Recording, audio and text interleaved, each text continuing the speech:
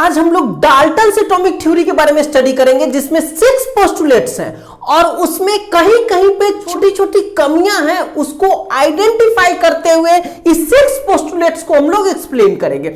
पहला पोस्टुलेट्स है all matters is made up of very tiny particles called atom. इसमें कोई कमी नहीं है, सारे के सारे जो मैटर हैं वो किससे बने हुए हैं? एटम से बने हुए हैं। ओके, नेक्स्ट सेकेंड पोस्टुलेट्स कहता है कि एटम्स आर इनडिविजिबल। ये वाला जो बात है ये थोड़ा सा रॉन्ग हो जाता है। Atoms are indivisible particles which cannot be created or destroy in a chemical reaction। Chemical reaction में एटम ना तो डिस्ट्रॉय होता है और ना ही बनता है। तो ऐसे अगर केमिकल रिएक्शन के अकॉर्डिंग देखें तो एटम का डिविजिबल एटम, एक एटम दो एटम में नहीं कन्वर्ट होता है। इस व्यू में देखें तो इंडिविजिबल पार्टिकल सही बोले हैं, लेकिन इसमें से इलेक्ट्रॉन निकलता है, इलेक्ट्रॉन जाता है, यह काम होता है। ओके, तो केमिकल रिएक्शन के रिस्पेक्ट में देखें तो यह भी सही है कि यह इंडिविजिबल है। केमिकल रिएक्शन में ओनली इलेक्ट्रॉन इधर उधर जाता है, एक एटम दो एटम में कन्वर्ट नहीं होता है, या दो एटम एक एटम में कन्वर्ट नहीं होता है। ओके, तो ये इंडिविजुअल वाली बात जो है थोड़ी सी इसमें ये कमियां रह गई। Next, atoms of a given elements are identical in mass and chemical property.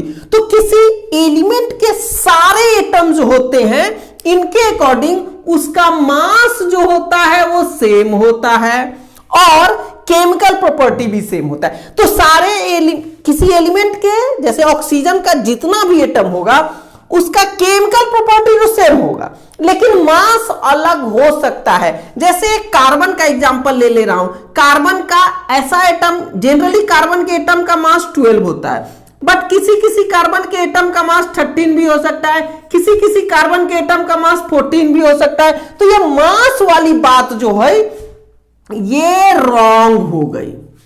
ठीक है, next, atom of different element have different masses and chemical property. यहां पे भी डिफरेंट एलिमेंट का, जैसे ऑक्सीजन के एटम का केमिकल प्रॉपर्टी अलग होगा, नाइट्रोजन के एटम का केमिकल प्रॉपर्टी अलग होगा।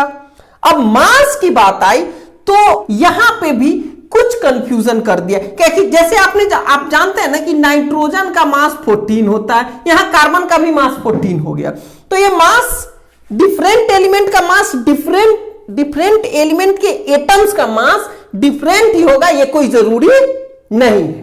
ओके, नेक्स्ट, फिफ्थ पोस्टुलेट था इनका, atoms combine in the ratio of small whole number to form compound. ये कंप्लीटली सही है, एटम ही कंबाइन होके कंपाउंड बनाता है। जैसे हाइड्रोजन का 2 एटम और ऑक्सीजन का 1 एटम मिलके क्या बना दिया? वाटर बना दिया, H2O बना दिया।